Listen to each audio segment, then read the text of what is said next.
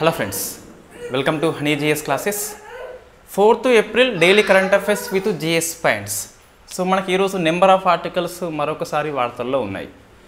So first చూస్తే మనకి day of importance లేదు. సో నెక్స్ట్ ఈ పాలిటీ ఆర్టికల్ మన్మోహన్ సింగ్ వార్తల్లో వచ్చాడు.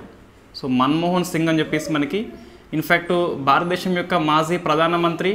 సో నెంబర్ ఆఫ్ పదవులు చేపట్టాడు రాజ్యసభకి. ఇన్ఫ్యాక్ట్ 33 ఇయర్స్ పదవిలో ఉన్నాడు. సో విరమణ చెందాడు కాబట్టి మనకి వార్తల్లో వచ్చాడు. 1991 నుంచి అక్టోబర్ మాసము. సో 2024 ఏప్రిల్ 3 వరకు. సో ఏప్రిల్ 3 వరకు కాబట్టి మనకు ఏప్రిల్ 4న పేపర్లో వస్తుంది. సో 33 ఇయర్స్ యొక్క ప్రస్థానానికి నిన్న ముగింపు పలకడము జరిగింది. సో అందుకోసం అని చెప్పేసి మనకి ఇది వార్తల్లో వచ్చింది.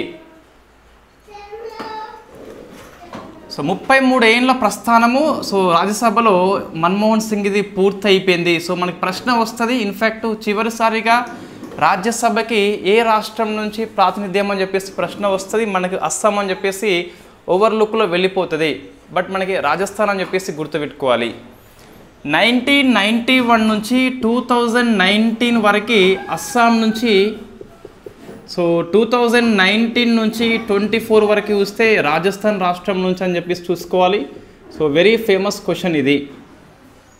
ప్రధానమంత్రిగా ఉన్నప్పుడు మనకి అస్సాం నుంచి ఉంటే, సో 2019 నుంచి చూస్తే రాజస్థాన్ అని చెప్పేసి గుర్తుపెట్టుకోవాలి. సో రాజస్థాన్ నుంచి విరమణ పొందాడు కాబట్టి సో ఈ మన్మోహన్ సింగ్ని రిప్లేస్మెంట్ చేస్తూ సోనియమ్మ వచ్చింది. సో సోనియా గాంధీ తొలిసారిగా రాజ్యసభకి ప్రాతినిధ్యం వహిస్తుందని చెప్పేసి గుర్తుపెట్టుకోవాలి. సో ఒకేసారి 54 మంది విరమణ అని చెప్పేసి మనకు వార్తల్లో వచ్చింది. ఈ 54 నెంబర్ మనం ఇంతకుముందు డిస్కస్ చేసినాం. ఎన్నికల నోటిఫికేషన్ అని చెప్పేసి రాజ్యసభ కోసం అని చెప్పేసి ఎన్నికల సంఘము ప్రకటించింది. మనం అప్పుడు డిస్కస్ చేసి ఉన్నాము ఈ సభ్యుల ఎన్నిక ఎలా ఉంటుందని చెప్పేసి. మళ్ళీ ఇక్కడ అవసరం లేదు. జస్ట్ మన్మోహన్ సింగ్ 33 ఇయర్స్ ప్రస్థానం అని చెప్పేసి అస్సాం నుంచి రాజస్థాన్ నుంచి అని చెప్పేసి గుర్తుపెట్టుకోవాలి. అయితే ఇక్కడ మనకు ఒక ప్రశ్న వస్తుంది జిఎస్ పాయింట్ ఆఫ్ వ్యూలో చూస్తే. సో నోట్స్లో లేదు, ఇది మీకు తెలిసి ఉంటుంది దాదాపుగా. ఇది సో రాజ్యసభ నుంచి ప్రైమ్ మినిస్టర్ అయిన వాళ్ళు ఎంతమంది అని చెప్పేసి చూస్తే మొత్తం 4 అవుతారు. ఇన్ఫ్యాక్ట్ మనకు IDGM అని చెప్పేసి గుర్తుపెట్టుకోవచ్చు. So general manager ID card అని చెప్పేసి పిలుస్తాం. ఇందిరాగాంధీ ఉంటుంది, దేవగౌడ, ఐకే గుజ్రాల్ అండ్ మన్మోహన్ సింగ్ అని చెప్పేసి మొత్తం మనకి 4 కూడా సో రాజ్యసభ నుంచి సభ్యత్వము ఉండి ప్రైమ్ మినిస్టర్ ఆఫ్ ఇండియాగా పనిచేయడం జరిగింది. సో ఇది మన్మోహన్ సింగ్ ప్రస్థానం అని చెప్పేసి పిలుస్తాం. నెక్స్ట్ సో ఇక్కడ ఎంతవరకు గుర్తుపెట్టుకోవాలి అంటే అస్సాం ప్లస్ రాజస్థాన్ అని చెప్పేసి కన్ఫ్యూజ్ కావద్దు. సో ప్రజెంట్ మనకి విరమణ పొందింది ఫ్రమ్ అస్సాం కాదు. ప్రైమ్ మినిస్టర్ ఆఫ్ ఇండియాగా ఉన్నప్పుడు అస్సాం నుంచి ఉండే, అది మనం దృష్టి పెట్టుకోవాలి. సో జాగ్రఫీ ఆర్టికల్స్ మనకి ఈ మార్చి చివరి మాసం నుంచి ఎక్కువ మనకి వార్తల్లో ఉంటున్నాయి. ఈరోజు మనకి జాగ్రఫీ ఆర్టికల్ చూస్తే కనీసము ఒక 5 ఆర్టికల్స్ వార్తల్లో ఉన్నాయండి. సో 5 కూడా మనకు ఇవి లార్జెస్ట్, ఫస్ట్ న్యూస్ అని చెప్పేసి, రికార్డ్స్ అని చెప్పేసి ఉన్నది. కాబట్టి ప్రశ్న వచ్చేందుకు ఎక్కువ అవకాశం ఉంది. సో మనకి ఎక్కువ నెంబర్ ఆఫ్ ఆర్టికల్స్ వార్తల్లో ఉన్నప్పుడు మీరు కామెంట్ చేయండి ఇది అవసరం లేదు అని చెప్పేసి. మీరు కామెంట్ చేస్తే చూద్దాం మనకు అది ఎంతవరకు అవసరం లేదని చెప్పేసి అందరం తెలుసుకోవచ్చు. సో ఫస్ట్ చూస్తే ఈ బొగ్గు మరియు లిగ్నైట్ ఉత్పత్తి అని చెప్పేసి 2023-24 ఇయర్లో సో రికార్డు స్థాయిలో 1 బిలియన్ టన్స్ సో 1 BD ఉత్పత్తి అయింది. సో ఒక ఆర్థిక సంవత్సరం లోపల బొగ్గు ఉత్పత్తి అనేది 1 బిలియన్ టన్స్ మార్క్ని అందుకోవడం వెరీ ఫస్ట్ టైం కాబట్టి సో ప్రశ్న వస్తే మనకి రావచ్చు. వెరీ ఫేమస్ క్వశ్చన్ ఇది. ఏంటి అంటే సో బొగ్గు మరియు లిగ్నైట్ ఉత్పత్తి అనేది గడిచిన ఆర్థిక సంవత్సరం లోపల 1 బిలియన్ టన్స్ మార్క్ని వెరీ ఫస్ట్ టైం రీచ్ అయింది కాబట్టి ప్రశ్న వస్తుంది మనకి. ఇది సరిపోతుంది. ఇంకా కొంచెం కరెంట్ అఫైర్స్ లింకప్ చేసుకుంటే so as per coal ministry ప్రకారం చూస్తే మనకు ఈ 2025-26 నాటికి సో బొగ్గు అనేది దిగుమతులు చేసుకోవద్దు, ఇంపోర్ట్స్ కంప్లీట్గా 0 అయిపోవాలని చెప్పేసి లక్ష్యం పెట్టుకున్నాము. 2025-26 నాటికి బొగ్గు యొక్క ఇంపోర్ట్స్ అనేది కంప్లీట్గా 0 చేసుకోవాలని చెప్పేసి మనకు సో లక్ష్యం పెట్టుకున్నాము. వెరీ ఫేమస్ టార్గెట్ ఇది. ఇదేమో ఉత్పత్తి. ఈ టార్గెట్కు అనుగుణంగా మనం ఉత్పత్తి పెంచుకుంటున్నామని చెప్పేసి గమనించాల్సిన అవసరం ఉంటుంది. నెక్స్ట్ మన జిఎస్ పాయింట్ ఆఫ్ వ్యూలో చూస్తే ఇది ఖనిజాలు పాఠంలో వస్తుంది మనకి. సో నెంబర్ ఆఫ్ టైమ్స్ మనకి కెమిస్ట్రీ కింద కూడా వస్తుంది. సో భారతదేశంలో చూస్తే మనకి బొగ్గు అనేది ఈ కార్బన్ కంటెంట్ ఆధారంగా సో ఏ బొగ్గు క్వాలిటీ అని చెప్పేసి ప్రశ్న నెంబర్ ఆఫ్ టైం వచ్చింది. సో ఆన్సర్ ఏంటి అంటే మనకి ఆంథ్రసైట్ అని చెప్పేసి పిలుస్తున్నాం. సో ఇందులో మనకి కార్బన్ కంటెంట్ చూస్తే సుమారుగా 85 నుంచి 90 వరకు మనకు ఉంటుంది. సో ఇది క్వాలిటీ ఉంటుంది, కెలోరిఫిక్ వాల్యూ ఎక్కువ ఉంటుంది అని చెప్పేసి గుర్తుపెట్టుకోవాలి. నెక్స్ట్ ఆర్డర్లో మనకి సో బిట్యుమినస్ అని చెప్పేసి వస్తుంది. నెక్స్ట్ ఆర్డర్లో లిగ్నైట్ అని చెప్పేసి వస్తుంది. సో నెక్స్ట్ ఆర్డర్లో మనకి ఇన్ఫ్యాక్ట్ P2 అని చెప్పేసి వస్తుంది. ఈ పీట్ అనేది ఏంటంటే మన కార్బన్ కంటెంట్ అనేది 40% కంటే తక్కువ ఉంటుంది. ఇన్ఫ్యాక్ట్ ఆ కలప అనేది బొగ్గుగా మారే మొదటి ప్రక్రియ మనం పీట్ అని చెప్పేసి పిలుస్తున్నాం. వెరీ ఫేమస్ క్వశ్చన్ ఇది. ఎస్, ఆంథ్రసైట్ వెరీ ఫేమస్ క్వశ్చనే, కానీ సో ఇది ఎప్పుడు మనకి వార్తల్లో ఉంటుంది అందరికీ తెలుసు. ఈ పీట్ చూస్తే కలపని మనం మండించినప్పుడు బొగ్గుగా మారే మొదటి ప్రక్రియ మనం పీట్ అని చెప్పేసి పిలుస్తాం కాబట్టి తక్కువ కార్బన్ కంటెంట్ ఉంటుంది, 40% బిలో ఉంటుంది మనకు. సో లిగ్నైట్ మనకు 40 నుంచి 55 అని చెప్పేసి గుర్తుపెట్టుకోవాలి. బిట్యుమినస్ అనేది 60 నుంచి 8 అని చెప్పేసి గుర్తుపెట్టుకోవాలి. Very famous question. మనం ఇంతకుముందు ఈ ప్రీవియస్ ఇయర్ క్వశ్చన్ ఏంటి, మనకు అత్యంత క్వాలిటీ బొగ్గు ఏంటి అంటే మనకు భారతదేశంలో చూస్తే ఆంథ్రసైట్ అని చెప్పేసి పిలుస్తున్నాం. జమ్మూ కాశ్మీర్లో మనకు ఎక్కువ దొరుకుతుంది. బట్ మనం ఓవరాల్గా బొగ్గు చూస్తే గిట్ట నిల్వలు చూస్తే జార్ఖండ్ రాష్ట్రంలో ఎక్కువ అని చెప్పేసి గుర్తుపెట్టుకోవాలి. జార్ఖండ్ బొగ్గుకి అయితే వెరీ వెరీ ఫేమస్ అని చెప్పేసి చూసుకోవాలి. సో ఇక్కడ మనం ఇంతవరకు ఏం డిస్కస్ చేసినామంటే బొగ్గు లిగ్నైట్ ఉత్పత్తి చూస్తే 1 బిలియన్ టన్స్ అని చెప్పేసి వెరీ ఫస్ట్ టైం అది రీచ్ అయింది. నెక్స్ట్ సో దేశీయంగా తొలిసారిగా సో వాణిజ్య గుర్తుపెట్టుకోవాలి. సో వాణిజ్య క్రూడ్ ఆయిల్ ఉత్పత్తి, సో క్రూడ్ ఆయిల్ ఉత్పత్తి స్టార్ట్ అయింది. ఇన్ఫ్యాక్ట్ ఈ ప్రశ్న వస్తుంది. సో తొలిసారి కాబట్టి ఈ ప్రశ్న వస్తుంది. ఇంతకుముందు ఏంటి మనకి, సో ఇక్కడ రాద్దాం. సో ఫస్ట్ ఇది మనకి మన్మోహన్ సింగ్ అని చెప్పేసి ఉన్నాడు వార్తల్లో. సెకండ్ ఇది ఇన్ఫ్యాక్ట్ బొగ్గు ఉత్పత్తి అని చెప్పేసి 1 బిలియన్ టన్స్ యొక్క మార్క్ని ఫస్ట్ టైం అచీవ్మెంట్ అయింది కాబట్టి.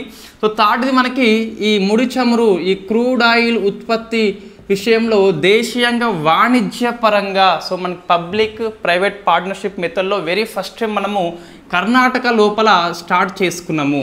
సో కర్ణాటకలో మనకి ఇన్ఫ్యాక్ట్ ఆ ప్రాంతం పేరు చూస్తే మనకి పాడూరు అని చెప్పేసి వస్తుంది. ఇన్ఫ్యాక్ట్ ఇది పాడూరు 2 అని చెప్పేసి పిలుస్తున్నాం. మనం డిస్కస్ చేస్తాం 1కి 2కి తేడా ఏంటని చెప్పేసి. సో తొలిసారిగా మనకి ఈ పాడూరు లోపల లేదా పాదూరు అని చెప్పేసి కూడా పిలుస్తాం.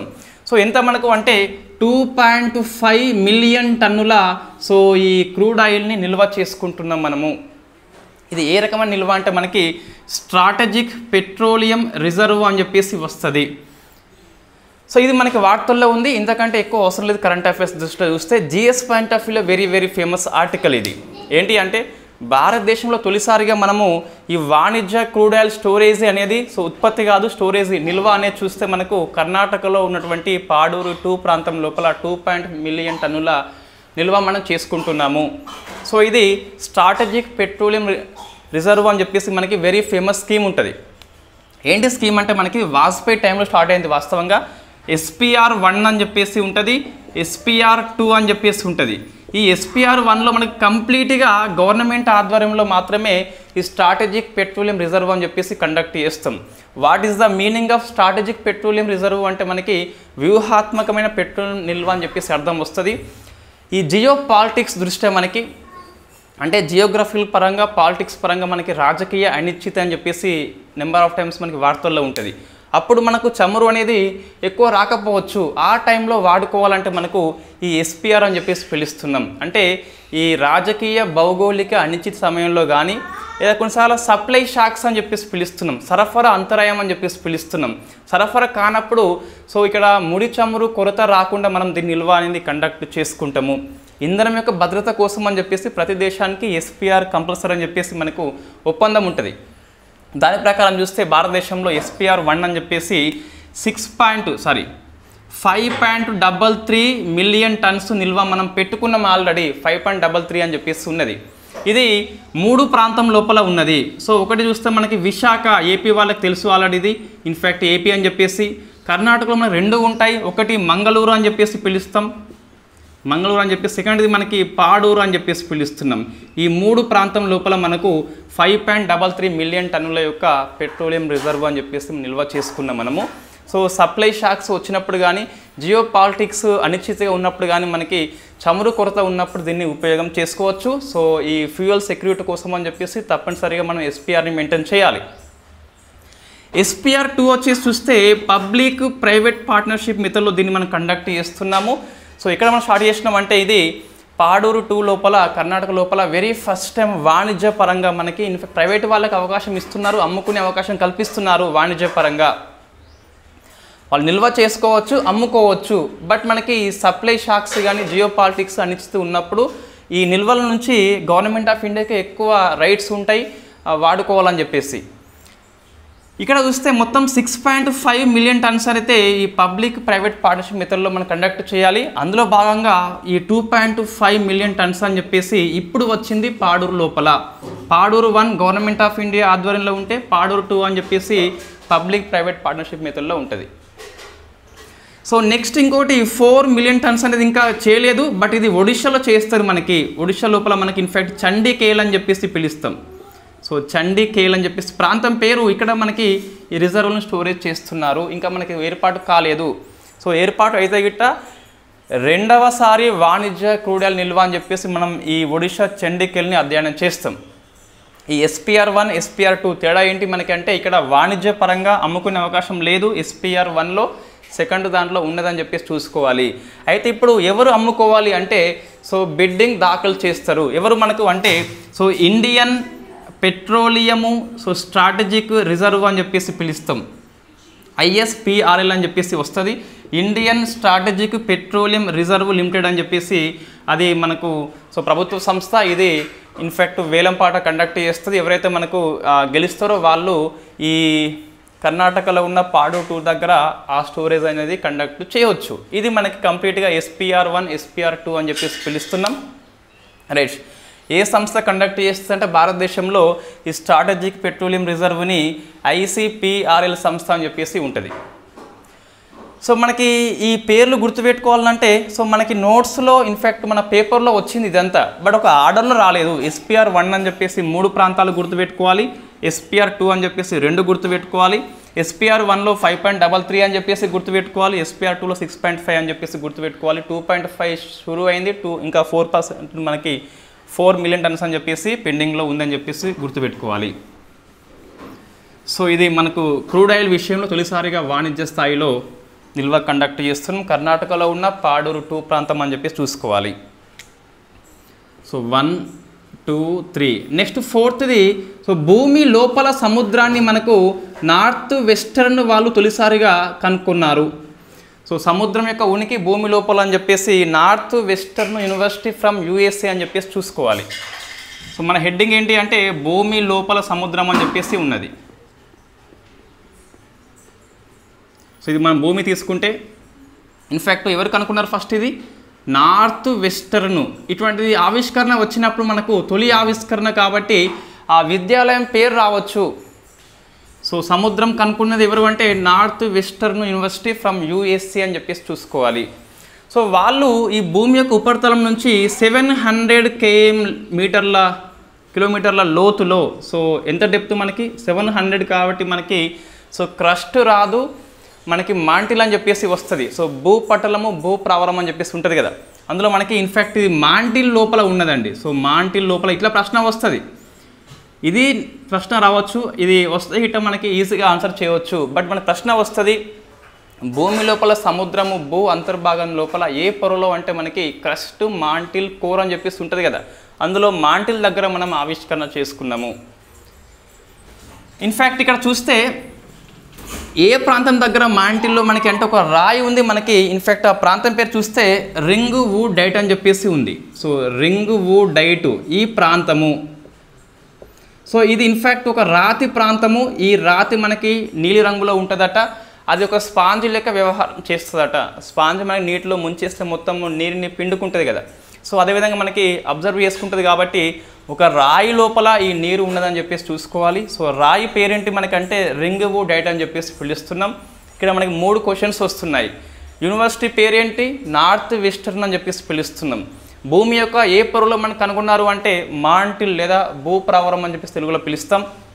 థర్డ్ది మరి నీరు ఎక్కడ ఉంది, మాంటిల్ మొత్తం ఉందా లేదు, మాంటిల్లో ఒక నిర్దిష్ట ప్రాంతం లోపల ఉన్నది. సో ఆ రాయి పేరు చూస్తే మనకి రింగ్వుడ్ డైట్ అని చెప్పేసి పిలుస్తుంది, ఒక స్పాంజ్ లాగా ఉంటుందట. సో అది వాటర్ని తీసుకొని లోపల ఉందని చెప్పేసి గుర్తుపెట్టుకోవాలి. Very famous question, first time ఆవిష్కరణ కాబట్టి వస్తుంది. సో ఇది బొగ్గు అత్యధిక రికార్డు నమోదైంది. Crude oil very first time వాణిజ్య నిల్వ కాబట్టి ప్రశ్న వస్తుంది.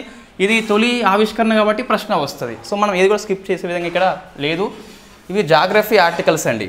సో మనకి ఇంకొక ఆర్టికల్ ఉన్నది, అది ఏంటంటే సో ఛత్తీస్గఢ్లో ఉన్న ప్రాంతము, రాష్ట్రం పేరు గుర్తుపెట్టుకోవాలి ఫస్ట్, అయితే లొకేషన్ ఐడెంటిఫై చేయాలి. నెక్స్ట్ వేదాంత కంపెనీ యొక్క అనుబంధ సంస్థ బాల్కో అని చెప్పేసి ఉన్నది. సో రాష్ట్రం ఏంటి, ఫస్ట్ ఛత్తీస్గఢ్ అని చెప్పేసి పిలుస్తున్నాం, వేదాంత కంపెనీ అని చెప్పేసి ఉన్నది, అనుబంధ సంస్థ బాల్కో అని చెప్పేసి ఉన్నది. సో భారతదేశం యొక్క అల్యూమినియం కంపెనీ అని చెప్పేసి పిలుస్తున్నాం. సో భారత్ అల్యూమినియం కంపెనీ అని చెప్పేసి మనకు అర్థం వస్తుంది. సో ఇది ఒక సర్టిఫికేట్ని పొందింది, ASLV3 certified company, very first time భారతదేశంలో అని చెప్పేసి ఆర్టికల్ మనకి పేర్కొంటుంది. సో ఏంటి అంటే మనకి ఛత్తీస్గఢ్లో ఉన్న వేదాంత కంపెనీ యొక్క బాల్కో అనే అనుబంధ సంస్థ అనేది భారతదేశం లోపల ASLV3 సర్టిఫైడ్ కంపెనీ అని చెప్పేసి వెరీ ఫస్ట్ టైం పొందింది. సో అల్యూమినియం యొక్క ఉత్పత్తి బట్టి అది సర్టిఫికేట్ ఇస్తుంది. సో ASL మీన్స్ మనకు అర్థమైంది అంటే అల్యూమినియం స్టేవార్డ్షిప్ ఇనిషియేటివ్ అని చెప్పేసి పిలుస్తున్నాం. ASI అల్యూమినియం స్టేవార్డ్షిప్ ఇనిషియేటివ్ అని చెప్పేసి మనకి పర్యావరణ అనుకూల అల్యూమినియం ఉత్పత్తి కోసం అని చెప్పి సర్టిఫికేట్ ఇష్యూ చేస్తారు. సో అది మనం చూస్తే BALCO company very first time ఇండియాలో పొందిందని చెప్పేసి గుర్తుపెట్టుకోవాలి, సరిపోతుంది. అది సర్టిఫికేట్ పేరేంటి, ASIV3 అని చెప్పేసి ఉన్నది. సో మనకి రాష్ట్రం ఇక్కడ బాల్కో అని చెప్పేసి గుర్తుపెట్టుకోవాలి. ఫిఫ్త్ది మనకు బాల్కో అని చెప్పేసి ఇన్ఫ్యాక్ట్ ASI సర్టిఫికేటు, ఇది ఫస్ట్ది కాబట్టి భారతదేశంలో ప్రశ్న రాదా, వస్తుంది. సో జాగ్రఫీ ఆర్టికల్స్ మొత్తం మనకి 4 ఉన్నాయి కదా. సో 4 కూడా వెరీ వెరీ ఫేమస్. ఒకటి రికార్డు ఉన్నది, 2 మొదటి ఆవిష్కరణ అని చెప్పేసి మనకు కనిపిస్తుంది. నెక్స్ట్ డిజాస్టర్ మేనేజ్మెంట్ అని చెప్పేసి వార్తల్లో ఉంది. సో తైవాన్ లోపల భూకంపం వచ్చింది, ఇది 7.2 అని చెప్పేసి తైవాన్ పేర్కొంటే 7.4 అని చెప్పేసి అమెరికా పేర్కొన్నది. సో ప్రశ్న మనకి ఇలా రావచ్చు,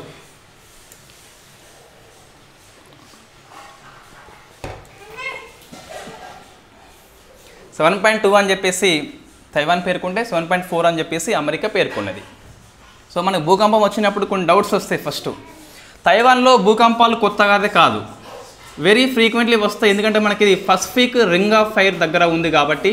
so Pacific ring of fire అంచనా ఉంది కాబట్టి సో మనం డిస్కస్ చేసిన నెంబర్ ఆఫ్ టైమ్స్ మళ్ళీ ఇక్కడ అవసరం లేదు. అది గుర్రపు డెక్క, హార్స్ షూ అని చెప్పేసి సెమీ సర్కిల్ షేప్లో ఉంటుంది, రింగ్ షేప్లో ఉండదని చెప్పేసి తెలుసు మనకి. ఇన్ఫ్యాక్ట్ ఈ షేప్లో ఉంటుందని చెప్పేసి తెలుసు మనకి. సో తైవాన్ అనేది రింగ్ ఆఫ్ ఫైర్ అంచనా ఉంది కాబట్టి ఫ్రీక్వెంట్లీ మనకి భూకంపాలు అయితే వస్తుంది. 7.2 నమోదైంది. నెక్స్ట్ చూస్తే భూకంపం యొక్క కేంద్రం ఎక్కడ ఉందని చెప్పేసి చూసుకోవాలి. సో ఇన్ఫ్యాక్ట్ చూస్తే ఇది ఒక ప్రాంతం పేరు ఇక్కడ మనకు హువాలియన్ కౌంటీ అని చెప్పేసి ఉన్నది. సో హువాలియన్ కౌంటీ ఈ ప్రాంతానికి ఇది వెరీ ఫేమస్ ఏరియా. దీనికి 18 km దూరంలో భూకంప కేంద్రం నమోదైందని చెప్పేసి చూసుకోవాలి. సో ఎపి సెంటర్ ఇక్కడ మనకు అంటే హువాలియన్ కౌంట్ అని చెప్పేసి పిలుస్తున్నాం. ఇక్కడ మనకు సో ఫోకస్ ఎక్కడ అంటే మనకి ఇన్ఫ్యాక్ట్ భూకంపం అనేది ఎక్కడ జనించింది, దీనికి ఎగ్జాక్ట్గా పైన లైన్ని మనము ఇది భూ ఉపరితలం మీద మనకు కనిపిస్తుంది, హువాలియన్ కౌంట్ అని చెప్పేసి పిలుస్తున్నాం. ఇది సుమారుగా 35 km లోతులో ఉంది కాబట్టి ఎక్కువ మనకి ఇబ్బంది అవుతుందని చెప్పేసి మనకి ఆర్టికల్ పేర్కొంటుంది. సో ఇదేంటి భూకంప కేంద్రం అని చెప్పేసి హువాలియన్ కౌంట్ అని చెప్పేసి ఈ ప్రాంతానికి 18 km దూరంలో ఎపి సెంటర్ ఉంటే 35 km లోతులో ఫోకస్ అని చెప్పేసి భూకంపం జనించిన ప్రాంతం అని చెప్పేసి పిలుస్తాం.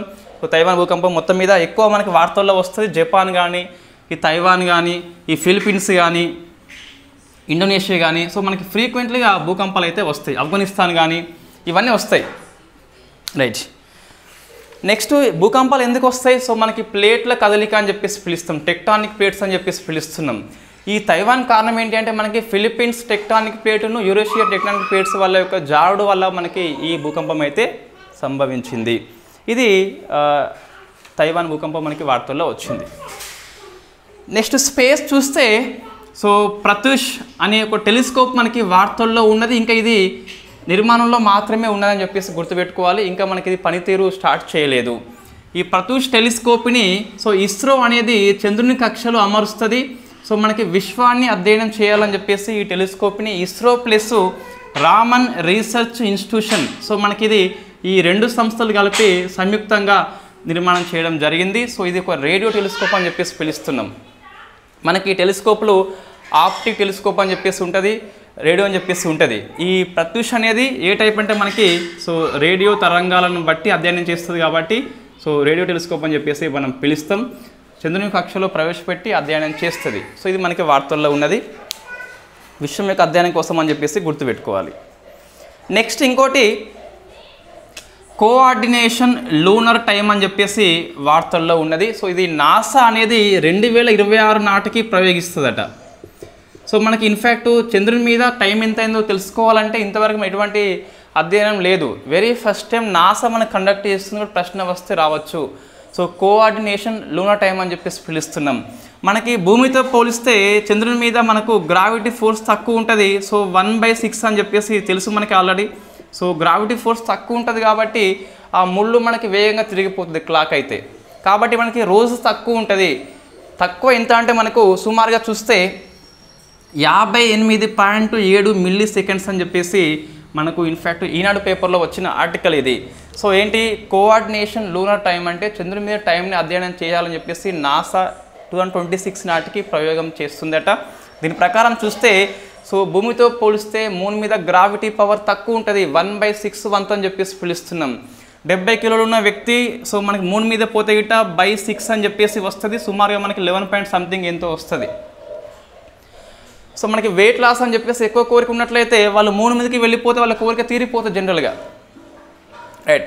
ఇక్కడ చూస్తే మనకి ఎంత సెకండ్స్ తక్కువ ఉంటుంది 58.7 అని చెప్పేసి గుర్తుపెట్టుకోవాలి. కారణం ఏంటి అంటే భూమితో పోలిస్తే మూన్ మీద గ్రావిటీలో ఫోర్స్లో మనకి మార్పు ఉందని చెప్పేసి చూసుకోవాలి. ఇవి రెండు ఆర్టికల్స్. సో మరి మనం స్కిప్ చేయవచ్చు, ఇవి రెండింటిని చేయరాదు.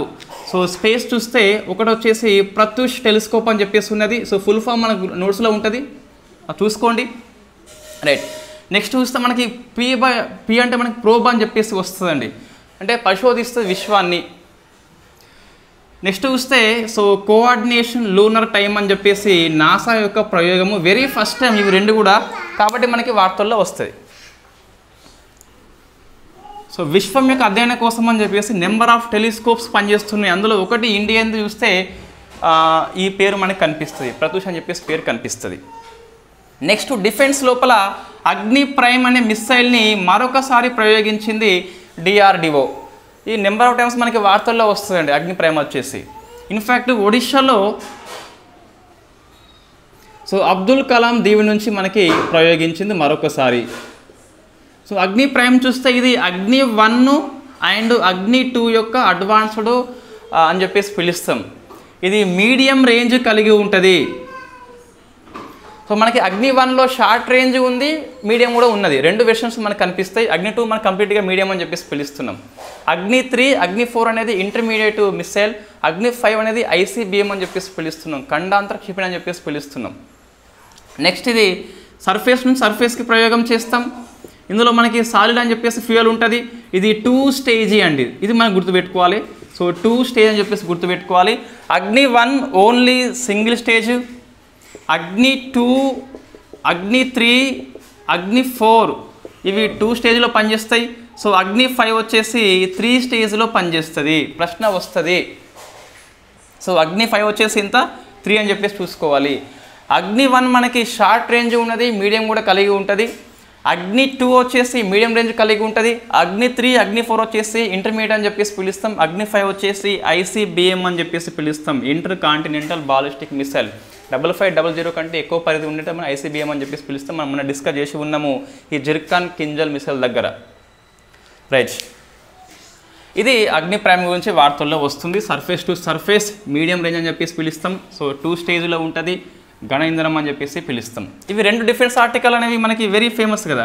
సో ఇన్ఫ్యాక్ట్ అవుతుంది అగ్ని ప్రైమ్ అని చెప్పేసి కంపల్సరీ గుర్తుపెట్టుకోవాల్సిందే. నెక్స్ట్ చూస్తే మనకి పర్యావరణ అంశము. సో సైన్స్ అండ్ టెక్నాలజీ అదర్స్లో ఒక 3 ఆర్టికల్స్ వార్తల్లో ఉన్నాయి. 3 కూడా మనకి very very famous. So first చూస్తే నెక్స్ట్ కార్ 19 ఇది మనం డిస్కస్ చేసినాం ఆల్రెడీ, మరొకసారి వార్తల్లో వచ్చింది. దీన్ని బాంబే లోపల, సో ఐఐటి బాంబే లోపల ద్రౌపది ముర్ము గారు స్టార్ట్ చేశారు కాబట్టి వార్తల్లో వచ్చింది. సో ద్రౌపది ముర్ము గారు స్టార్ట్ చేశారు. ఏంటి నెక్స్ట్ కార్ 19 అని చెప్పేసి చూస్తే దీన్ని ఇండియా యొక్క కార్ టీ సెల్ థెరపీ అని చెప్పేసి పిలుస్తాం. So car T cell therapy అని చెప్పేసి పిలుస్తాం. సో క్యాన్సర్ చికిత్స విధానంలో జెన్ థెరపీ అని చెప్పేసి ఈ కార్ టీ సెల్ థెరపీని పిలుస్తాం మనం. ఇది వరల్డ్లో నేమ్ అయితే ఇండియా యొక్క మొట్టమొదటి స్వదేశీ కార్ టీ సెల్ థెరపీ పేరు నెక్స్ కార్ 19 అని చెప్పేసి పిలుస్తున్నాం. దీన్ని ఐఐటి బాంబే యొక్క ఇంక్యుబేటర్ అయిన ఇమ్యూనో యాక్ట్ రూపొందించింది. సో ఇమ్యూనో యాక్ట్ అని చెప్పేసి రూపొందించి దీనికి టాటా మెమోరియల్ దవాఖానా వాళ్ళు హెల్ప్ చేస్తారు ఫ్రమ్ ముంబై అని చెప్పేసి పిలుస్తున్నాం. సో టాటా మెమోరియల్ హాస్పిటల్ వాళ్ళు దీనికి హెల్ప్ చేస్తారు ఆ ఆవిష్కరణ లోపల. ఇమ్యూనో యాక్ట్ అనేది ఐఐటి బాంబే యొక్క ఇంక్యుబేటరు. ఆ ఇమ్యూనో యాక్ట్ అనే సంస్థకి టాటా మెమోరియల్ హాస్పిటల్ వారు హెల్ప్ చేసినారు. ఇవి రెండింటి యొక్క సంయుక్త కృషి కారణంగా భారతదేశంలో మొట్టమొదటి క్యాన్సర్ జెన్యు థెరపీ అని చెప్పేసి నెక్స్ కార్ 19ని ఆవిష్కరణ మనం చేసుకున్నాం. ద్రౌపది ముర్ము గారు ఏప్రిల్ 3న స్టార్ట్ చేశారు కాబట్టి ఏప్రిల్ 4న స్టార్ట్ చేశారు కాబట్టి మనం డిస్కస్ చేస్తున్నాం. ఏప్రిల్ 4 మనకి స్టార్ట్ చేయడం జరిగింది. ఈరోజు పేపర్లో వస్తే రావచ్చు, పేపర్ చూడలేదు ఇంకా. 4th న్యూస్ మనకి 5thలో వస్తుంది. రైట్, ఇక్కడ చూస్తే ఈ కార్ టీ సెల్ థెరపీ అంటే ఏంటి? సో మనకి టీ సెల్స్ అని చెప్పేసి ఉంటాయి. సో క్యాన్సర్ రోగికి టీ సెల్స్ కూడా ఉంటాయి కాబట్టి వీటిని జెనెటికల్లీ మోడిఫై చేసి కార్ టీ సెల్గా మారుస్తారు. ఈ కార్ టీ సెల్ అనేది క్యాన్సర్ సెల్స్ని నాశనం చేస్తుంది కాబట్టి కార్ టీ సెల్ థెరపీ అని చెప్పేసి పిలుస్తున్నాం. క్యాన్సర్ యొక్క జన్యు చికిత్స విధానం అని చెప్పేసి భారతదేశంలో ఫస్ట్ది అంటే మనకి నెక్స్ కార్ అని చెప్పేసి వస్తుంది. ఐఐటి బాంబే యొక్క ఇంక్యుబేటర్ అయిన ఇమ్యూనో యాక్ట్ అని చెప్పేసి దీన్ని రూపొందించింది. ఇది మనం స్కిప్ చేయవచ్చా? చేయరాదు. సో ఇక్కడ చూస్తే ఇన్ఫ్యాక్ట్ ఈ 9th వచ్చేసి నెక్స్ కార్ 19 మనం డిస్కస్ చేసి ఉన్నాం వాస్తవంగా ఇది ఇంతకుముందు. 10th మనకి సారా అని చెప్పేసి ఉన్నది. సో సారాహు లేదా సారా అని చెప్పేసి పిలుస్తాం. తెలుగు పేపర్లు ఇవ్వలేదు కాబట్టి ఈ హెచ్ పలకాల లేదా మనకు తెలియదు వాస్తవంగా. సో సారాహు అనొచ్చు లేదా సారా అని చెప్పేసి అనొచ్చు. ఇది WHO యొక్క AI అండి. ఇది దేనికోసం పనిచేస్తుంది అంటే డిజిటల్ హెల్త్ ప్రమోటర్ అని చెప్పేసి పిలుస్తున్నాం. సో WHO యొక్క AI digital health promoter.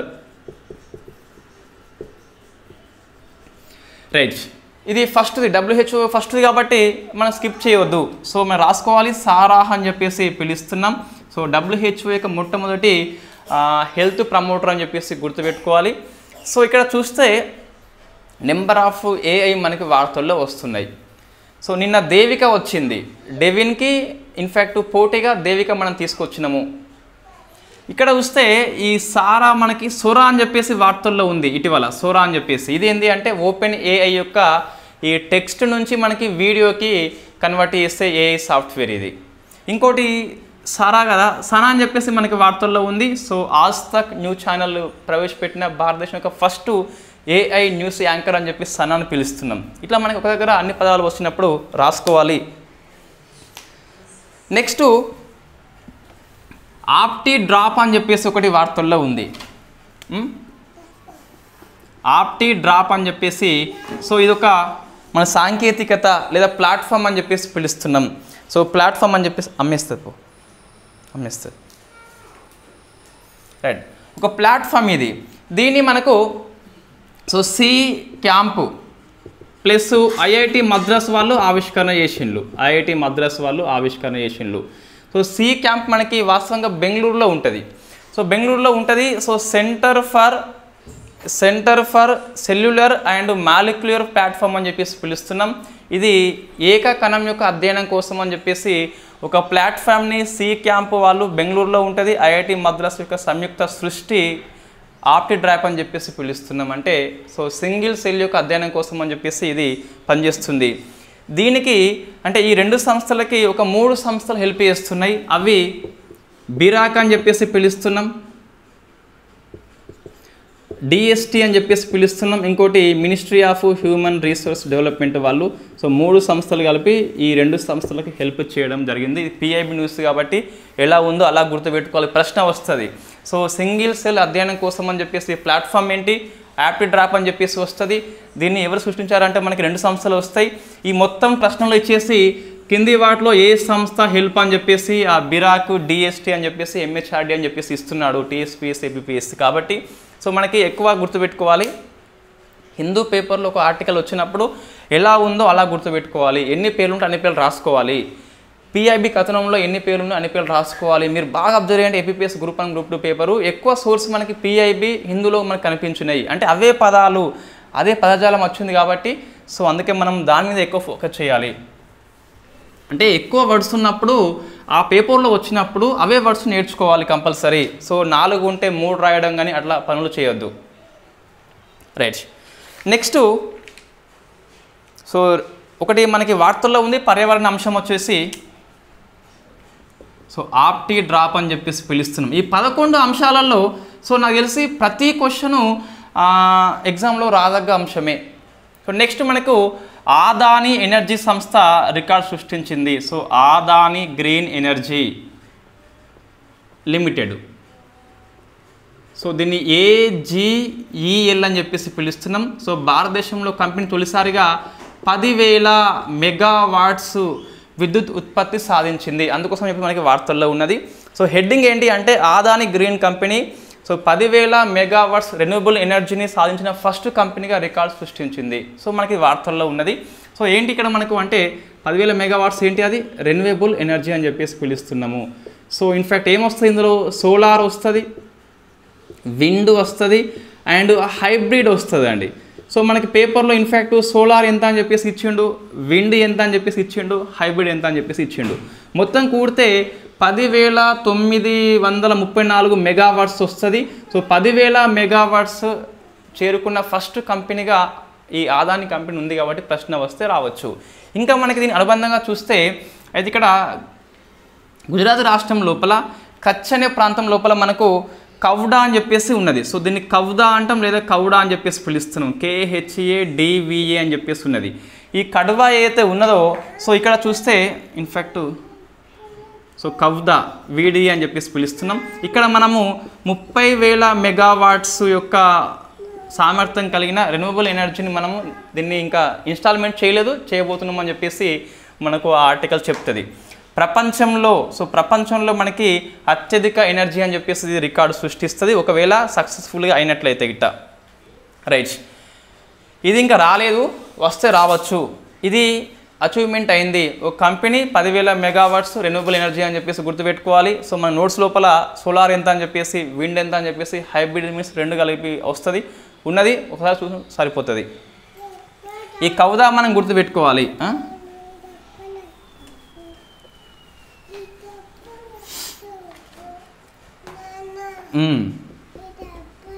So AGEL అని చెప్పేసి ఇన్ఫ్యాక్ట్ 10,000 మెగావాట్స్ అని చెప్పేసి చూసుకోవాలి.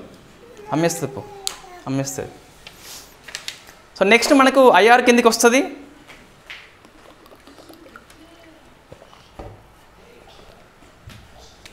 సో SCO దేశాల భద్రతా మండలి మీటింగ్ జరిగింది. సో అస్తానా లోపల, ఎక్కడ అస్తానా లోపల మీటింగ్ జరిగింది.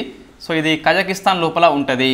సో మనకి గుర్తుపెట్టుకోవాలి 24 లోపల SCO సమ్మిట్ ఏదైనా కూడా ఏ మంత్రులు అయినా కూడా కంపల్సరీ అస్తానా కండక్ట్ చేస్తుంది.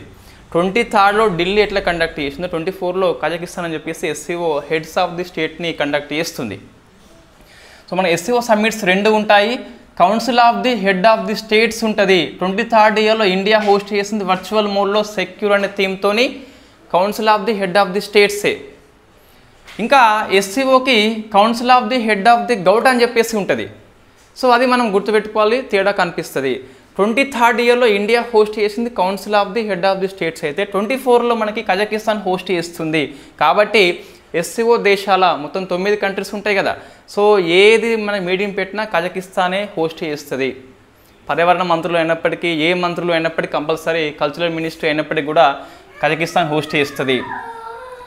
దీనికి సో నేషనల్ సెక్యూరిటీ అడ్వైజర్ ఎవరు, ఫేమస్ అజిత్ దోవల్ నాయకత్వం లోపల ఇండియా బృందం అయితే హాజరైందని చెప్పేసి మనకి హిందూ ఆర్టికల్ పేర్కొంటుంది. సో మనం SCO సమ్మిట్ గురించి నెంబర్ ఆఫ్ టైం డిస్కస్ చేసి ఉన్నాము. IR క్లాసులో ఇయర్ రౌండ్ ఆఫ్ నోట్స్ మీరు చూస్తే తెలుస్తుంది. సో వాస్తవంగా ఇది షాంఘై 5తోని ఫస్ట్ ఏర్పాటు అయింది, షాంఘై 5 అని చెప్పేసి. నెక్స్ట్ 2001లో ఈ షాంఘై 5కి ఉజ్బెకిస్తాన్ యాడ్ అయినాక సో 2011లో SCOగా పేరు మార్చుకున్నది. కాబట్టి సో SCO మన 2001 అని చెప్పేసి తీసుకోవాలి. సో ఉజ్బెకిస్తాన్ యాడ్ అవుతుంది. తర్వాత 2017లో చూస్తే అస్తానా మీటింగ్ లోపల ఇండియా ప్లస్ పాకిస్తాన్ యాడ్ అవుతుంది. నెక్స్ట్ 2023 లోపల ఇండియా హోస్ట్ చేసిన సమ్మిట్ లోపల ఇరాన్ అని చెప్పేసి 9వ కంట్రీగా వస్తుంది. ఫస్ట్ 5 ఉండే మనకి. సో నెక్స్ట్ ఉజ్బెకిస్తాన్ 6వ కంట్రీ అని చెప్పేసి, ఇండియా పాకిస్తాన్ 7, 8 అని చెప్పేసి, 9th country Iran from 23rd అని చెప్పేసి చూసుకోవాలి. సో ఇది SCO గురించి మనకి బ్రీఫ్గా చూస్తే. నెక్స్ట్ ఈ పాలస్తీనా సభ్యత్వం విషయంలో మనకు ఒక ఆర్టికల్ వచ్చిందండి. సో అది వెరీ ఫేమస్ ఆర్టికల్ వాస్తవంగా. సో 13th చూస్తే మనకి ఏంటి అంటే ఇన్ఫ్యాక్ట్ SCO సో భద్రతా మండలి మీటింగ్ అని చెప్పేసి, సో భారతదేశం నుంచి NSA ఆధ్వర్యం లోపల ఇండియా బృందం హాజరు అని చెప్పేసి గుర్తుపెట్టుకోవాలి. సో 14th మనకి పాలస్తీనా సభ్యత్వం అని చెప్పేసి వార్తల్లో ఉన్నది. ఇన్ఫ్యాక్ట్ ఇది వెరీ ఫేమస్ ఆర్టికల్. సో పాలస్తీనా UNO లోపల సభ్యత్వం కోసం అని చెప్పేసి దరఖాస్తు ఎప్పుడు చేసింది? 2011లో చేసింది. సో అప్పటి నుంచి ఇది పెండింగ్లో ఉందని చెప్పేసి మనకి ఈనాడు కథనం పేర్కొంటుంది. సో మనం డిస్కస్ చేయాలి. ఫస్ట్ సభ్యత్వం అయితే ఎలా వస్తుంది ఒక కంట్రీకి చూస్తే ఇట్ట ఫస్ట్ UNO యొక్క సెక్రటరీ జనరల్కి సో లేఖ రాస్తారు. ఫస్ట్ది UNO సెక్రటరీ జనరల్ ఏం చేస్తారంటే UNO యొక్క సెక్యూరిటీ కౌన్సిల్ యొక్క కమిటీకి ఆ లేఖను పంపిస్తాడు. కమిటీ పరిశీలన చేసి సెక్యూరిటీ కౌన్సిల్ యొక్క ఓటింగ్ కండక్ట్ చేస్తుంది. ఈ ఓటింగ్ లోపల మనకు తెలుసు ఆల్రెడీ వీటో పవర్ కంట్రీస్ అని చెప్పేసి మొత్తం 5 ఉంటాయి. America, Britain, China, France, Russia అని చెప్పేసి 5 కంట్రీస్ కంపల్సరీ ఒప్పుకోవాలి. ప్లస్ 4 కంట్రీస్ ఒప్పుకోవాలి మిగతా 10 లోపల. అంటే మొత్తం 9 కంట్రీస్ ఓటింగ్ ఆమోదిస్తే కనుక UNSC యొక్క ఆమోదం లభించినట్టే. ఏమంటుందంటే ఫస్ట్ సెక్రటరీ జనరల్కి లేఖ రాస్తే అతను ఈ కమిటీకి ఫార్వర్డ్ చేస్తే కమిటీ ఓకే అంటే ఓటింగ్ కండక్ట్ చేస్తాం. ఓటింగ్ లోపల 9 కంట్రీస్ కంపల్సరీ ఆమోదించాలి. 9 కంట్రీస్ లోపల ఏ ఒక్క కంట్రీ మనకి వీటో చేయొద్దు, ఆ 5 మెంబర్స్ ఏవైతే ఉన్నాయో. అప్పుడు మళ్ళీ UNO యొక్క జనరల్ అసెంబ్లీకి పోతుంది. సో సాధారణ సభ అనేది 2/3 మెజార్టీతో ఆమోదిస్తే కనుక ఒక దేశానికి సభ్యత్వం వస్తుంది. పాలస్తీనా మనకి 2011లో అప్లై చేసుకున్నది. అప్లై చేసుకుంటే సెక్రటరీ జనరల్ ఈ కమిటీకి ఫార్వర్డ్ చేసిండు కానీ కమిటీ ఓటింగ్ కండక్ట్ చేయలేదు. సో మరొకసారి ఓటింగ్ కండక్ట్ చేయమని చెప్పేసి మన ఆంటోనియో గుటెరెస్ గారు ఇన్ఫ్యాక్ట్ సెక్యూరిటీ కౌన్సిల్ యొక్క కమిటీకి సిఫార్సు చేసిండు కాబట్టి వార్తల్లో వచ్చింది. సో మనం సింపుల్ గెస్ చేయవచ్చు, పాలస్తీనాకు సభ్యత్వం ఎప్పటికీ రాదు. వై? బికాస్ USAకి వీటో పవర్ ఉంది కాబట్టి సో వీటో చేస్తుంది. ఇజ్రాయెల్కి సపోర్ట్ చేస్తుంది అమెరికా. ఇజ్రాయెల్ వర్సెస్ పాలస్తీనా జియోపాలిటిక్స్. సో జియోపాలిటిక్స్ దృష్ట్యా ఇజ్రాయెల్ యొక్క సపోర్ట్ అయిన అమెరికా అనేది కంప్లీట్గా వీటో చేస్తుంది కాబట్టి పాలస్తీనాకు ఇక్కడనే సో ఓటింగ్ అనేది వీగిపోతుంది, సభ్యత్వం రాదని చెప్పేసి గుర్తుపెట్టుకోవాలి. మరి మనం ఇంకా ప్రశ్న వస్తే ఇట్ట పాలస్తీనా ప్రజెంటు ఏ రకమైన స్టేటస్ కలిగి ఉన్నది అంటే సో నాన్ మెంబర్ అబ్జర్వర్ అని చెప్పేసి ఈ స్టేటస్ కలిగి ఉన్నది. యాజ్ పర్ వికీపీడియా ప్రకారం చూస్తే నాన్ మెంబర్ అంటే సభ్యత్వము కానీ పరిశీలక దేశం అని చెప్పేసి పిలుస్తున్నాం. సో పాలస్తీనా యొక్క స్టేటస్ ఏంటి UNO లోపల అంటే నాన్ మెంబర్ అని చెప్పేసి చూసుకోవాలి. సో నాన్ మెంబరు పరిశీలక దేశం అని చెప్పేసి UNO సభ్యత్వము లేకుండా అటువంటి హోదా ఇవ్వడం జరిగింది. సో ఇది ప్రశ్న మనకు వస్తుందంటే 2011 అని చెప్పేసి కూడా ప్రశ్న వస్తుంది. ఈనాడు పేపర్లో వచ్చింది కాబట్టి ప్రశ్న వస్తే రావచ్చు. సో 3 దశలు దాటుకొని పోతే తప్పితే మెంబర్షిప్ రాదు. సో ఇది ఎక్కడ బ్రేక్ అవుతుంది అంటే సెక్యూరిటీ కౌన్సిల్లో అమెరికా కంప్లీట్గా వీటో చేసి పడిస్తుంది, సభ్యత్వం అయితే ఇవ్వకుండా వీటో చేసి పడిస్తుంది. నెక్స్ట్ మనకు ఉక్రెయిన్ లోపల నిర్బంధ సైనిక శిక్షణ ఉంటుంది. అయితే 27 ఇయర్స్ ఉంటాయి కదా, ఆ ఏజ్ అనేది తగ్గించింది 25 ఇయర్స్కే చేయడం జరిగింది. ఉక్రెయిన్ పౌరులకి కంపల్సరీ మిలిటరీ ట్రైనింగ్ కంపల్సరీ వాళ్ళకి. సో ఎంత మనకి ఏది ఉండే మినిమం వయసు 27 అని చెప్పేసి ఉండే 25కి తగ్గించింది కాబట్టి మనకి వార్తల్లో వచ్చింది. సో 15వది ఉక్రెయిన్ అని చెప్పేసి మనకి వార్తల్లో వచ్చింది. సో సైనిక నిర్బంధ శిక్షణ అని చెప్పేసి వార్తల్లో వచ్చింది. నెక్స్ట్ 16 చూస్తే మనకు జింబాబ్వే సో నేషనల్ ఎమర్జెన్సీ విధించింది. సో జాతీయ విపత్తు అని చెప్పేసి ప్రకటించింది జింబాబ్వే. మనం డిస్కస్ చేసిన గత 2 days బ్యాక్లో. సో జాంబియా ఇచ్చింది, నెక్స్ట్ మాలవి ఇచ్చింది, ఇప్పుడు చూస్తే జింబాబ్వే కూడా ఇచ్చింది. మనం ఆ క్లాసులో జింబాబ్వే ఇంకా ఇవ్వలే అని చెప్పేసి డిస్కస్ చేసినాం కదా. సో ఇవ్వచ్చు అని చెప్పేసి ఇవ్వడం జరిగింది. సో 3 కంట్రీస్ ఆఫ్రికాలో ఉన్న సౌత్ దగ్గర ఉంటుంది మనకి.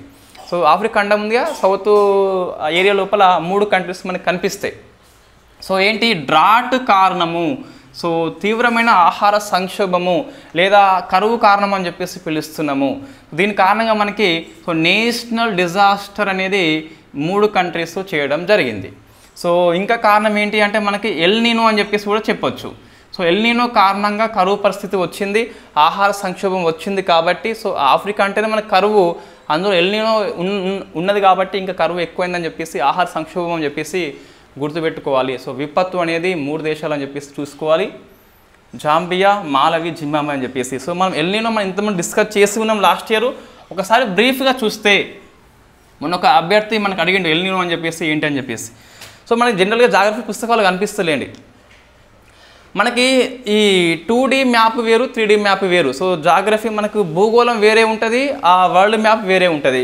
సో ఇక్కడ ఇది దక్షిణ అమెరికా అనుకోండి, ఇది దక్షిణ అమెరికా, ఇదంతా నార్త్ అమెరికా. ఇన్ఫ్యాక్ట్ ఇటువైపు చూస్తే మనకు ప్రపంచ పటంలో ఇటువైపు ఉంటాయి, మన గ్లోబ్ చూస్తే ఇటువైపు ఉంటుంది.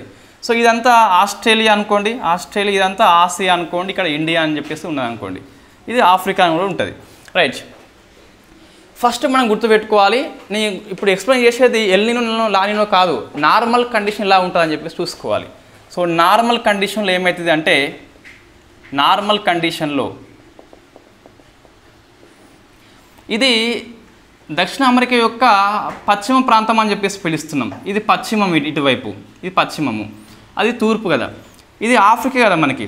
సో ఇక్కడ ఇన్ఫ్యాక్ట్ ఈ పేరు అని చెప్పేసి ఉంటుంది, పెరు కంట్రీ అని చెప్పేసి, ఇక్కడ మొత్తం చలిగా ఉంటుంది, వాటర్ చల్లగా ఉంటాయి జనరల్గా, కాబట్టి మనకు అధిక పీడనం కలిగి ఉంటుంది. సో అధిక పీడనం కలిగి ఉంటుంది ఇక్కడ మనకు. ఇన్ఫ్యాక్ట్ పెరు దేశం దగ్గర లేకుంటే ఇన్ఫ్యాక్ట్ దక్షిణ అమెరికా ఖండం యొక్క పశ్చిమ భాగాన అధిక పీడనం కలిగి ఉంటుంది.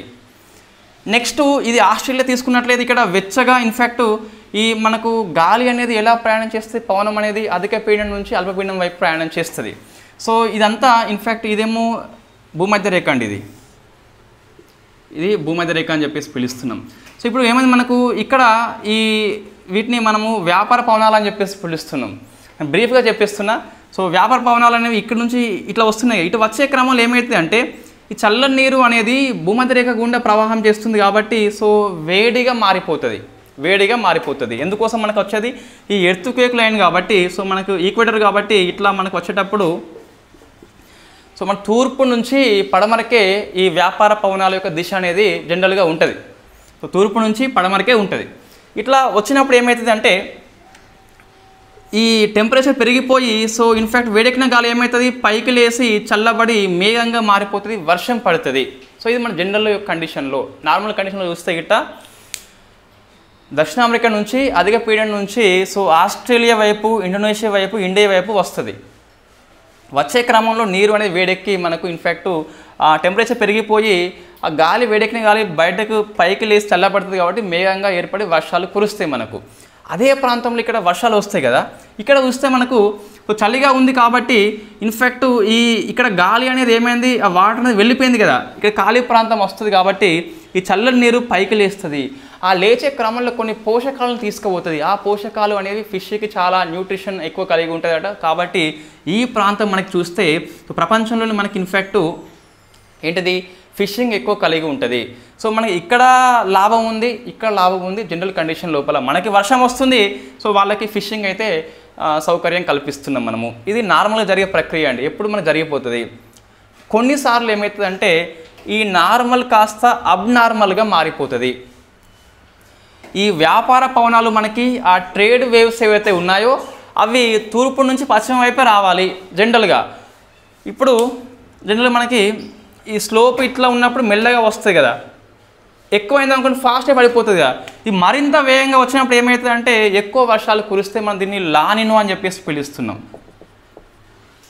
ఏమంటున్నా సేమ్ ఇదే ప్రక్రియ వేగవంతంగా అయితే లానినో అని చెప్పేసి పిలుస్తున్నాం.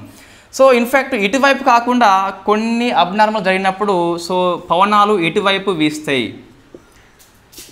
వీస్తాయి, సో దాన్ని మనము ఎల్నీనో అని చెప్పేసి పిలుస్తున్నాం. అంటే మనకు సో తూర్పు నుంచి పడమర కాకుండా పడమర నుంచి తూర్పు వైపు వెళ్ళిపోతాయి. అప్పుడు ఇక్కడ కరువు లాంటి ప్రాంతాలు మనకు సో వర్షాభావం అని చెప్పేసి పిలుస్తున్నాం. ఎల్నినో అంటే మనకి జనరల్గా జరగడానికి ఉల్టా జరుగుతుంది కాబట్టి రివర్స్ కాబట్టి ఎల్నినో అని చెప్పేసి పిలుస్తున్నాం. అప్పుడు మనకి ఇండియా లోపల కరువు వస్తుంది, ఆస్ట్రేలియా కరువు వస్తుంది, ఆఫ్రికా దగ్గర కూడా మనకు కరువు వచ్చింది కాబట్టి సో ఇక్కడ మనకి డ్రై ఏరియా అని చెప్పేసి పిలుస్తాం. అక్కడే ఆ జాంబియా కానీ ఆ మాలవ్ జింబాబే ఉన్నాయి కాబట్టి కరువు రావడం జరిగింది. ఇది మనకు ఎల్నినో లానినో కాన్సెప్టు. సింపుల్ మనకు వ్యాపార పవనాలు ఎటు నుంచి ఎటు పోతాయని చెప్పేసి గుర్తుండాలి. పవనం అనేది ఎటు పోతా అని చెప్పేసి గుర్తుండాలి. సో తూర్పు నుంచి వెస్ట్ అని చెప్పేసి గుర్తుపెట్టుకోవాలి. అదే క్రమంలో ఇక్కడ భూమధ్యరేఖ అని చెప్పేసి గుర్తుపెట్టుకోవాలి. చల్లని నీరు కాబట్టి అధిక పీడనం అని చెప్పేసి గుర్తుపెట్టుకోవాలి.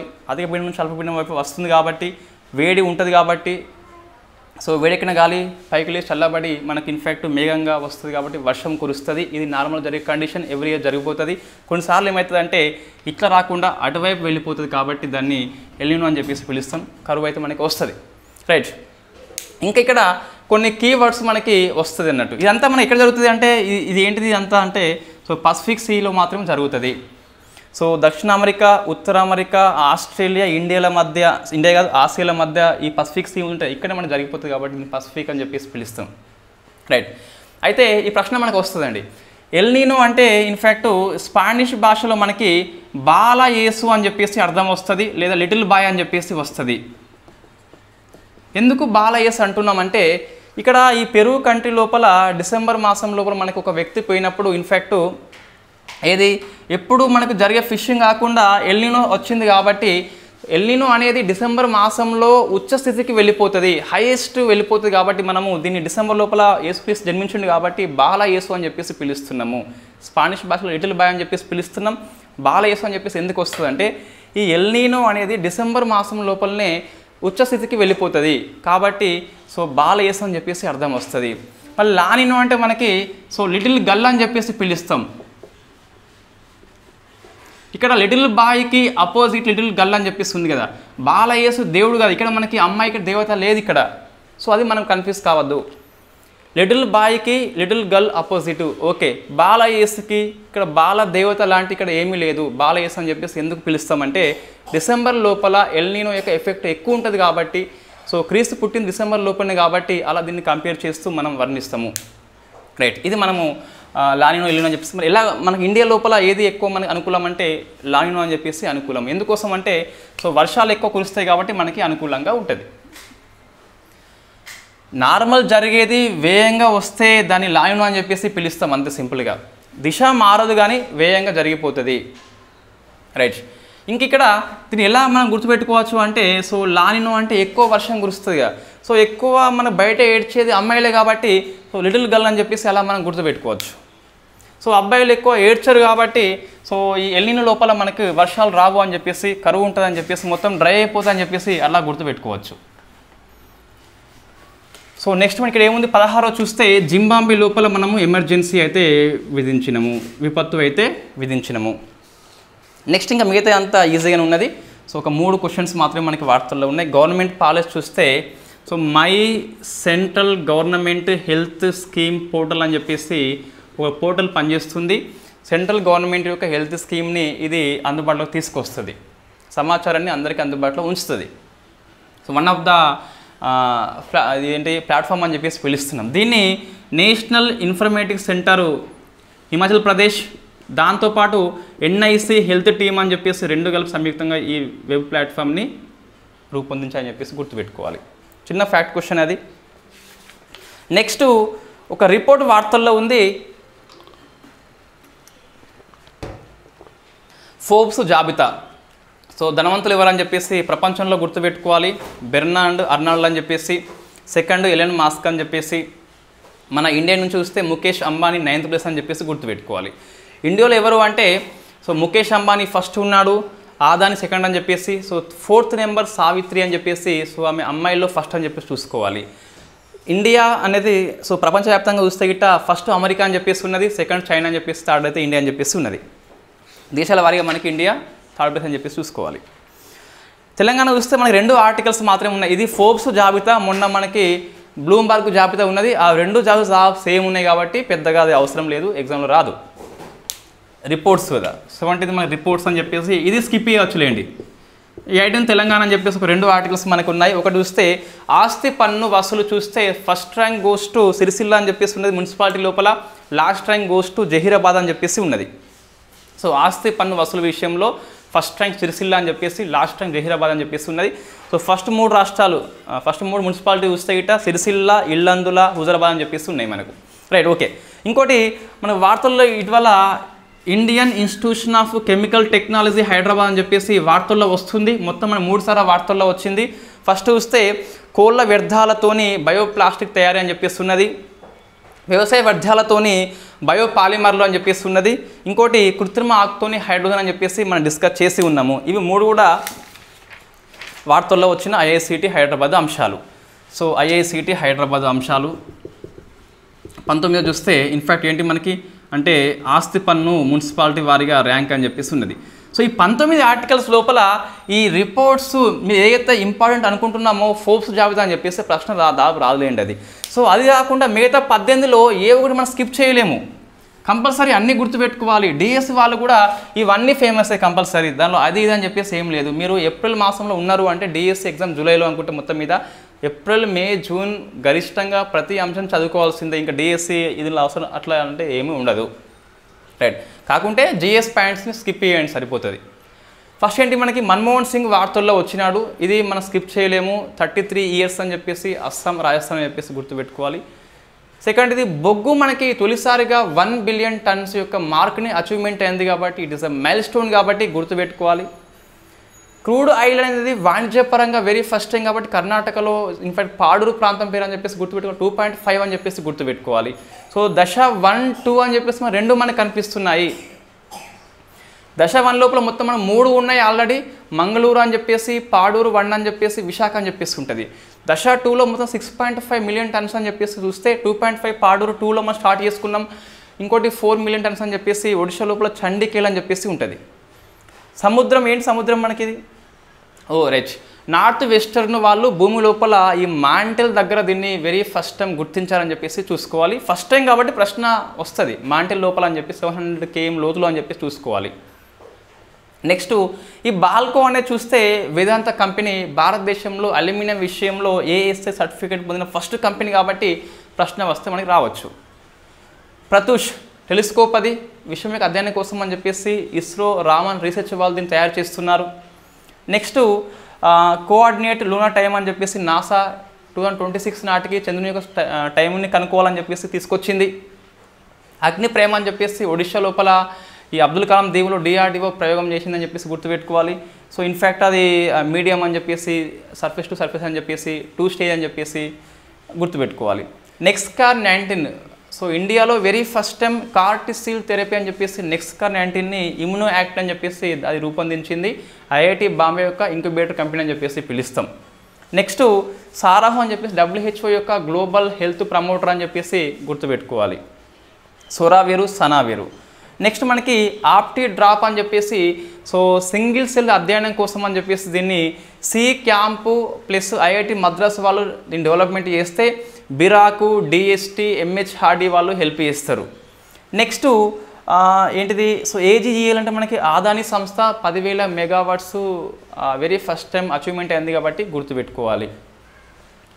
నెక్స్ట్ ఎస్సీఓ ఈ సెక్యూరిటీ కౌన్సిల్ మీటింగ్ వచ్చేసి అస్తానా కండక్ట్ చేస్తే ఎన్ఎస్ఏ అజిత్ దోవల్ నాయకత్వంలో ఇండియా బృందం మొత్తం హాజరు అయింది.